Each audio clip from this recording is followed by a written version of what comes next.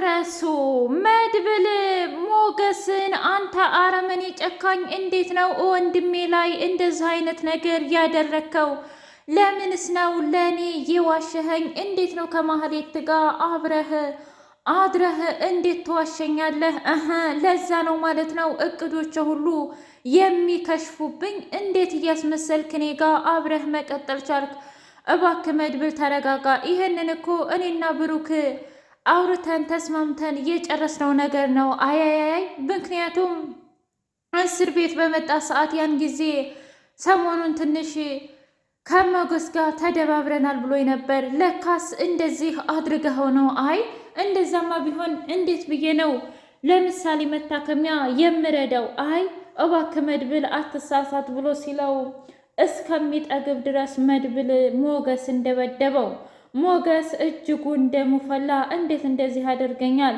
ምንም የእሱ ጓደኛ ባልሆን የወንድሙ ጓደኛ አይደለሁም ወይ? የብሩክ ጓደኛ አይደለሁም ወይ? እንዴት ነው እንደ ወንድሙ የማያየኝ ብሎ ለሉላ ተናገረ። ሉላዬ ሁሉንም ለማረጋጋት ብላ ተረጋጋ፣ ቢያንስ እኮ እሱም አስበው እስኪ ወንድሙ ጠፍቶበታል። በዛ ላይ አንተ እንደካርከው ሲነግረው ምን ያድርግ ብለህ ነው? ዝና እመነኝ፣ በራሳችሁ አጣልቷችሁ በራሳችሁ እንዳትተማመኑ እያደረጋችሁ ነው። ስለዚህ አንተ እንደምንም ብለህ እግሩ ስር ተደፍተህ ይቅርታ መጠየቅ አለብህ። እባክህ እባክህ ሞገሴ ብላ አለችው። ዳጣ ከዚህ በኋላ ማንም የሚያታልለኝ ሰው የለም፣ ማንም ደግሞ አይዘኝም። እኔ እንደውም ከዚህ በኋላ እኔ እበቀላቸዋለሁ። ማንስ ነው ካሊሙ ሲሳ ከአባቴ ጋር ሁኜ ልክ ነው የማስገባቸው፣ ምሳሌንም አለቅቃታለሁ እያለች ፉከራዋን ቀጠለች። ቅድስቴ በቃኝ፣ ከዚህ በኋላ ምሳሌ የማትመለስ ከሆነ ገጠር ልነካው ነው ብላ አለች። ምን አለች? ዳጣ ደነገጠች። እንዴት በዚህ ሁኔታ ውስጥ ሆነሽ ሁላችንንም ትተሽን እንዴት ራስ ወዳድ ሆነሽ ትተሽን ትሄጃለሽ? አይ ዳጣ እኔ ራስ ወዳድ አይደለሁም፣ ትሰምኛለሽ? ምክንያቱም እስከ ዛሬም የምሳሌን አደራ ለምሳሌ ብዬ እንጂ አሁን ማናለኝ? የምሳሌን አደራ እንደው እኔ ራሴ በልቼዋለሁ። አይ እባክሽ ተረጋጊ፣ ምክንያቱም ይሄ ያልሽው ነገር ትክክል አይደለም እባክሽ ብትላትም በፍጹም እሷ ግን ልትሰማ ፈቃደኛ አይደለም። እንደዛ ከሆነ አንቺ እንደውም ራስ ወዳድ ነሽ ብላ ጥላ ስትወጣ ደነገጠችና ተከተለቻት። እባክሽ ዳጣ ቢያንስ ትተሽኝ አትሄጂ። እንዴት እንደዚህ ታደርጊያለሽ? እህኔ ከማህፀንሽ ብትወጣ ኑሮ ትተሻት አትሄጂም ነበር። ምን ነው ምሳሌ ሙታ የምትቀር ይመስልሻል እንዴ? ትመለሳለች እኮ ግን መቼም ይሁን መቼም ትመለሳለች። ያን ጊዜ ደግሞ ገና እንደተመለሰች አንቺን ማየት እንደምትፈልግ የታወቀ ነው። እና በዚህ ጊዜ ነው ትተሻቸው የምትሄጂው? ታዲያ ቡራስ ቢሆን የእውነት የማይመጣ ይመስልሻል? ይመጣል። ያን ጊዜ ምን ልትይ ነው? እባክሽ እያለች ተቆጣቻት። እሺ በቃ ላደረግኩት ነገር እጅጉን ይቅርታ። አይ ችግር የለውም ይቅር ብዬሻለሁ፣ ግን ሁለተኛ እንደዚህ አይነት ነገር ባይደገምሽ የተሻለ ነው። የእውነቴን ነው ምልሽ። መድብል የፈለገውን ቢልም እንኳ ትክክል ነው። እሱ የሚችለውን በሙሉ እያደረገ ነው። ከዚህ በላይ ምን ያድርግ እንዴ? የራሱን ህይወት ትቶ የሚኖረው ለምሳሌና ለብሩክ አይደለም እንዴ? እና ታዲያ ለምንድን ነው እሱን መረዳት ያቃተሽ ብሎ አላት። ሰላም ውድና የተከበራችሁ የትርሴት ሰንደቅ ሚዲያ ቤተሰቦቼ እንዴት ናችሁልኝ? ሁሉ ሰላም፣ ሁሉ መልካም። እኔ እግዚአብሔር የተመሰገነ ይሁን ሰላም ነኝ፣ ደህና ነኝ። ለዚህ ቻናል አዲስ የሆናችሁ ሰብስክራይብ እያደረጋችሁ ቤተሰብ የሆኑ ነባር ሰዎች ደግሞ ስለምትከታተሉኝ እጅጉን አድርጌ አመሰግናለሁ። እጅግ አጓጊውና አስተማሪው ምሳሌ ድራማ እንደቀጠለ ይገኛል። መድብል ኢፍራታን ጠራትና እንዴት ነሽ የኔ ጥቁር አዝሙድ? ደህና ነሽ? ደህና ነኝ። እባክህ መድብል እኔ በጣም ድክም ብሎኛል። እንዴ ምን ተፈጠረ? ለምንስ ነው የደከመሽ? ሁሉም እየተከታተሉኝ ነው ያሉት። ማህሌት ሳትቀር አሁንማ አሳልፌ እሰጥሻለሁ እያለች ቁም ስቅሌን እያበላች ነው። እና ምን ፈልገህ ነው ዛሬ እኔን የጠራኸኝ? ምን ነው ማለቴ እስካሁን እኮ እኔን ገለሽኝ ቢሆን ኑሮ ያው እስር ቤት ነበርሽ አይደል እንዴ? ስለዚህ እኔ ከዛ ወጣሁሽ አይደል? ከዝና እጅ እኮ እኔ ነኝ ፈልቅቄ ያወጣሁሽ። እና ታዲያ አሁን ምን ፈልገሽ ነው? ምን ፈልገህ ነው?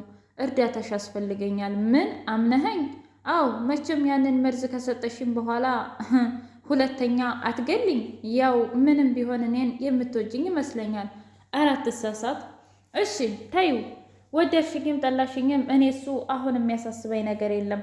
እና ታዲያ የሚያሳስበኝ አንድና አንድ ወንድሜና ምሳሌ ናቸው። ስለዚህ አንቺ ነሽ ልትተባበረኝ የምትችይው ብሎ አላት። እሱም የኢፍራታን ስልክ በመክፈትና እዛ ውስጥ ያሉትን መረጃዎች በሙሉ ወደ ራሷ ስልክ ትራንስፈርት ማድረግ ብቻ ነበረ። እሱም ነገር ተሳካላት። ዝና እያቀነቀነ ባለበት ሰዓት ወይ ጉድ! እኔ ምልህ ሞገስ ለምንድን ነው የማትፈታኝ? አይ አልፈታህም፣ አንተማ አረመኔ ነህ።